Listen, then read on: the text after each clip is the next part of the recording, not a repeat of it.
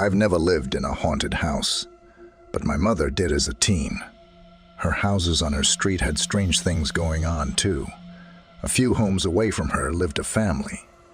One night, the daughter went to bed with a bad headache. The next day, she was dead. She'd passed away from an aneurysm. After her funeral, the family went away to get their minds off the tragedy, and the father asked my uncle, my mom's brother, to check on their pets. My mom and dad, who were dating at the time, went with him. My mother had heard there was a grand piano, and she wanted to play it. My dad was studying to be a veterinarian. After entering the house, my uncle and my father headed to the basement to see the animals, and my mother went to the piano on the ground floor. She was playing it when she felt something brush her ankles. She thought a cat must have left the basement and walked past her. She kept playing, and then she felt it again. She looked under the piano and saw nothing. When she started again, she felt hands clasp her legs tightly. She dashed to the basement door, called my uncle and father, and waited for them. Back outside, my uncle could tell my mom was rattled and asked what was wrong.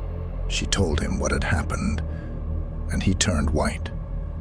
He told her the daughter who had died used to play a game with her father. When he played the piano, she'd crawl underneath, grab his ankles, and push his feet up and down on the pedals. This next true tale comes from the University of Michigan in Ann Arbor. The haunting happened in 1972 at a party hosted by University of Michigan students living on Ashley Street. A 15-year-old girl, who probably had no business being there in the first place, suddenly felt a strange, bone-chilling cold. In an attempt to warm up, she went upstairs. That's when things really went awry. One of the walls of the house started moving, and a black shadow approached the girl. Meanwhile, downstairs, posters were spontaneously popping off the walls and falling into a growing pile on the floor. The girl wandered back downstairs, where she found herself saying these strange words: "The drugs and addiction were my fault, and I accept responsibility for that. But I was not that way deep down inside.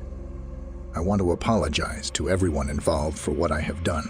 What made those words even stranger was that the girl did not do drugs, let alone have an addiction. Her words didn't seem all that strange to the students who lived in the house. Before they moved in, the house had been inhabited by a man with a very serious addiction. The reason he no longer lived there: he had died of a heroin overdose. Has the ghost of Ashley Street made any more appearances? That remains a mystery.